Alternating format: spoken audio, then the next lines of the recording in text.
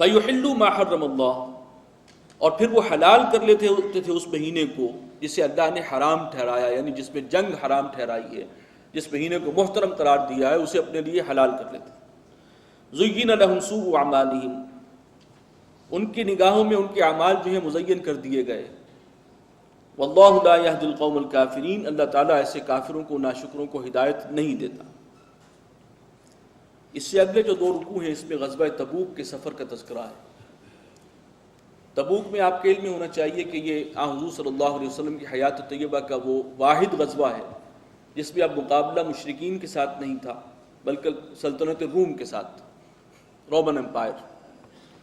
اور اس دور میں جو 2 سلطنتیں تھیں سپر پاورز، قیصر اور کسریٰ، فارس کی حکومت یعنی ایران، یہ ایک سپر پاور تھی، اور دوسری طرف روم، سلطنت روم، کسریٰ، قیصر۔ ایران جو ہے وہ کسریٰ کہلاتا ہے، اور جو سلطنت روم ہے وہ قیصر کی حکومت ہے۔ ان 2 میں سے قیصر روم کا پلہ بھاری تھا، ایرانیوں کو شکست ہوئی تھی کچھ عرصہ پہلے، اور گویا کہ اب یہ ان 2 سپر پاور میں سے بھی جس کو سپیریورٹی حاصل تھی وہ اس وقت یہ تھی۔ اس کے ساتھ تصادم کا آغاز اس وقت ہوا جب حضور صلی اللہ علیہ وسلم نے ایلچی بھیجے اپنے صلح حدیبیہ کے بعد، اور آس پاس کے علاقوں میں جو وہاں کے حکمران تھے، مختلف ریاستوں کے، مختلف ملکوں کے، ان کے پاس ایلچی بھیجے اور اپنے خطوط بھیجے کہ ایمان کی دعوت تھی اس میں کہ ایمان لاؤ۔ تو غسان کا جو حاکم تھا اس نے حضور صلی اللہ علیہ وسلم کے جو سفیر ہیں ان کی اس درجے اہانت کی کہ قتل کر دیا۔ سفیر کا قتل ظاہر بات ہے کہ یہ ایک بہت ہی سیریس مسئلہ ہوتا ہے، اور اگر آپ کوئی طاقت ہیں اور آپ کی کوئی حیثیت ہے تو پھر آپ اس کو اگنور نہیں کرتے۔ سفیر کا قتل جو ہے وہ چھوٹی بات نہیں ہے۔ چنانچہ حضور صلی اللہ علیہ وسلم نے پھر ایک لشکر بھیجا تھا، 3000 کا لشکر۔ جنگ موتا ہوئی تھی، اس میں آپ خود تشریف نہیں لے گئے تھے، اور موتا کے مقام پر مقابلہ ہوا، اور وہ غسان کا جو حاکم تھا اس کی بیک پر سلطنت روم تھی، وہ باجگزار تھا رومن امپائر کا، تو وہ انہی کا گویا کہ ایک حصہ تھا۔ چنانچہ ان کی سٹینڈنگ آرمیز اتنی تھی، وہ 2 لاکھ کی فوج لے کر آ گیا، ادھر 3000 ہیں، اور مقابلہ ہوا۔ حضرت زید بن حارثہ، حضور نے ان کو لشکر کا سالار بنایا تھا، وہ شہید ہوئے، جعفر طیار شہید ہوئے، عبداللہ ابن رواحہ شہید ہوئے، کافی مسلمانوں کا نقصان بھی ہوا۔ اس کے بعد خالد ابن ولید نے کمان اپنے ہاتھ میں لی رضی اللہ تعالی عنہ، اور وہ بڑے ہی خوش اسلوبی کے ساتھ لشکر کو بچا کر، ایک جسے کہتے ہیں آرڈرلی ریٹریٹ، کہ واپس آ کر اور پھر نئی پلاننگ کے ساتھ ہم چلیں، تو وہ اپنے لشکر کو بچا کر اور نکال کر واپس لے آئے۔ تو اگرچہ بعض لوگوں نے کہا کہ یہ فرار ہوئے ہیں، لیکن حضور صلی اللہ علیہ وسلم نے کہا کہ نہیں، یہ فرار نہیں ہے، اور اس کے اندر قطعاً ان کو لعنت ملامت کرنا جو ہے مناسب نہیں ہے۔ پھر آپ نے تیاری شروع کی، اور پھر غزوہ تبوک ہوا ہے۔ تبوک کے مقام پر ان کے ساتھ سلطنت روم کے ساتھ ٹکراؤ تھا۔ اب آپ نے خود گویا کہ لشکر کی تیاری کی ہے، 30,000 کا لشکر آپ لے کر نکلے ہیں، اور یہ واحد موقع ہے حضور صلی اللہ علیہ وسلم کی سیرت میں کہ آپ نے حکم دیا کہ ہر شخص نکلے، جس کو کوئی شرعی عذر لاحق نہیں ہے اسے اب اس جنگ کے لیے نکلنا ہوگا، ہر مسلمان۔ تو اس میں منافقین کا بھی امتحان ہو گیا، وہ تو معذرت کر کے جان چھڑانے کے عادی تھے باہر کیف، اور اس وقت آپ نے اس کی بھی انفاق فی سبیل اللہ کے لیے بھی اپیل کی کہ لوگ زیادہ سے زیادہ جو ہیں جو دے سکتے ہیں وہ دیں، اور یہی موقع ہے جب ابو بکر صدیق رضی اللہ تعالی عنہ گھر کا سارا سامان سمیٹ کر لے آئے تھے اور آپ کے قدموں میں ڈال دیا تھا۔ تو یہ بڑا منفرد ایک موقع تھا، اور ایک اعتبار سے مسلمانوں کا بہت بڑا امتحان تھا کہ رومن امپائر کے ساتھ مقابلہ تھا، وقت کی سپر پاور۔ چنانچہ اس کا جو احوال ہیں یہ اگلے 2 رکوع میں آ رہے ہیں۔ یا ایھا الذین آمنوا ما لکم اذا قیل لکم انفروا فی سبیل اللہ اثاقلتم من الارض، اہل ایمان تمہیں کیا ہوا کہ جب تم سے کہا جاتا ہے کہ نکلو اللہ کے راستے میں تو تم دھنسے جاتے ہو زمین کی طرف، تمہارے قدم نہیں اٹھتے، من کے ہو جاتے۔ ارضیتم بالحیات الدنیا من الآخرہ، کیا تم راضی ہو گئے ہو دنیا کی زندگی پر آخرت کے مقابلے میں؟ فما متاع الحیات الدنیا فی الآخرۃ الا قلیل، تو دنیا کی زندگی کا ساز و سامان آخرت کے مقابلے میں انتہائی حقیر ہے، اس کی کوئی حیثیت۔ میں پھر عرض کروں گا کہ یہ سارے مسلمانوں کا معاملہ نہیں تھا، منافقین اور کچھ کچے پکے لوگ ایسے تھے کہ جو اس میں ڈھیلے پڑ رہے تھے، اور ان کو محسوس ہو رہا تھا کہ سلطنت روم کے ساتھ ٹکراؤ جو ہے یہ تو موت کے منہ میں جانے والی بات ہے۔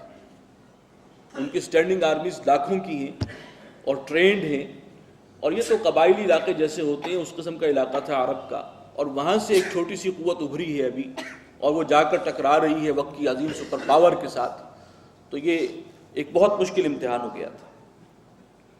الا تنفروا يعذبكم عذابا الیما، اگر تم نہیں نکلو گے تو وہ اللہ تعالیٰ تمہیں سزا دے گا، دردناک سزا۔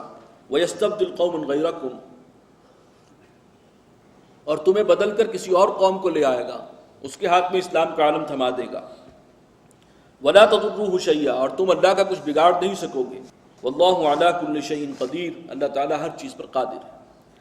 إِلَّا تَنصُرُوهُ، اگر تم نے اس موقع پر مدد نہ کی ہمارے رسول کی صلی اللہ علیہ وسلم، فَقَدْ نَصَرَهُ اللَّهُ إِذْ أَخْرَجَهُ الَّذِينَ كَفَرُوا، تو اللہ تعالیٰ تو ان کی مدد کرتا رہا ہے، اور اللہ نے اس وقت بھی مدد کی تھی جب کافروں نے انہیں اپنی قوم سے نکال دیا تھا مکے سے۔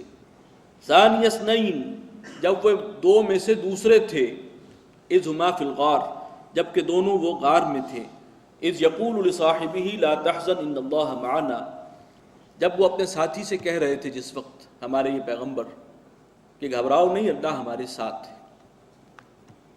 یہ واقعہ غار ثور کا ہے، آپ کو معلوم ہے، مکہ سے آپ نکلے ہیں اور غار ثور میں 3 دن کے لیے آپ نے پناہ لی ہے۔ معلوم تھا کہ تعاقب ہوگا، فیصلہ ہو چکا تھا، دار الندوہ میں آپ کے قتل کی سازش مکمل تھی۔ وہاں پر کھوجی جو ہیں پہنچ گئے ہیں، کھوج لیتے ہوئے، اور غار کے دہانے تک پہنچ گئے۔ اس وقت حضرت ابوبکر کو شدید فکر دامنگیر ہوئی کہ اب ہم پکڑے جائیں گے، اور اصل فکر انہیں حضور صلی اللہ علیہ وسلم کے حوالے سے تھی، جن کے لیے سب کچھ انہوں نے پہلے سے قربان کیا ہوا تھا، اللہ کے لیے اور رسول کے لیے۔ تو انہوں نے کہا ایک موقع پر جب دیکھا کہ وہ پہنچ گئے اور ان کے پاؤں نظر آ رہے ہیں باہر، اور وہ کھڑے باتیں کر رہے ہیں، ان کی آواز سنائی دے رہی ہے، اب اتنی سی کسر تھی کہ وہ اندر جھانک کے دیکھ لیتے۔ تو حضرت ابوبکر نے کہا حضور سے صلی اللہ علیہ وسلم کہ اگر انہوں نے اندر جھانک بھی لیا تو ہم پکڑے جائیں گے۔ تو آپ نے پورے اطمینان سے فرمایا لا تحزن ان اللہ معنا، گھبرانے کی کوئی بات نہیں، اللہ ہمارے ساتھ ہے۔ تو کیسے مدد کی اللہ نے، جو اتنی مشکل سے اور اتنا وہ پہاڑ انتہائی کٹھن راستہ طے کر کے وہاں تک پہنچا ہے، اللہ نے اپنی قدرت سے انہیں روک دیا کہ وہ اندر جھانک نہیں سکے۔ فانزل اللہ سکینتہ علیہ، تو اللہ تعالیٰ نے اپنی جانب سے ان پر سکینت نازل فرمائی اپنے رسول پر۔ وَأَيَّدَهُ بِجُنُودٍ لَمْ تَرَوْهَا، اور اس کی مدد کے لیے وہ فوجیں بھیجی جنہیں تم نہیں دیکھتے تھے۔ وَجَعَلَ كَلِمَةَ الَّذِينَ كَفَرُوا السُّفْلَىٰ، اور اللہ نے کافروں کے کلمے کو، کافروں کی بات کو نیچا کر دکھایا۔ وَكَلِمَةُ اللَّهِ هِيَ الْعُلْيَا، اور اللہ ہی کی بات، اللہ ہی کا کلمہ ہے سب سے سربلند۔ یعنی یہ تو ایک واقعہ ہے، اس کے بعد کس طرح سے اللہ کی مدد آئی ہے، غزوہ بدر میں آئی ہے، غزوہ احد میں بھی اللہ کی طرف سے مدد آئی تھی، اللہ نے پھر بچا لیا جب مشرکین کا پلہ بعد میں بھاری ہو گیا۔ غزوہ احزاب میں کس طرح سے مدد آئی، غیبی مدد آئی، اور بالآخر ان کی تمام سازشیں ناکام ہو گئیں، اہل کفر کا کلمہ سرنگوں ہوا، اور اللہ کا پرچم اب لہرا رہا تھا۔ واللہ عزیز حکیم، اللہ زبردست ہے، حکمت والا ہے۔ انفروا خفافا وثقالا، نکلو چاہے ہلکے ہو یا بوجھل ہو۔ تمہارے پاس سامان ہے سفر کے لیے، نہیں ہے، اسلحہ ہے یا نہیں ہے، اور دوسرا مفہوم اس کا یہ ہے کہ تم چاہے بوجھل دل سے نکلو یا چاہے آمادگی سے نکلو، اب نکلنا تو ہے، سب کو حکم ہے۔ وَجَاهِدُوا بِأَمْوَالِكُمْ وَأَنفُسِكُمْ فِي سَبِيلِ اللَّهِ، اور جہاد کرو اپنی جانوں کے ساتھ اور اپنے مالوں کے ساتھ اللہ کے راستے میں۔ ذَلِكُمْ خَيْرٌ لَكُمْ، یہی تمہارے حق میں بہتر ہے۔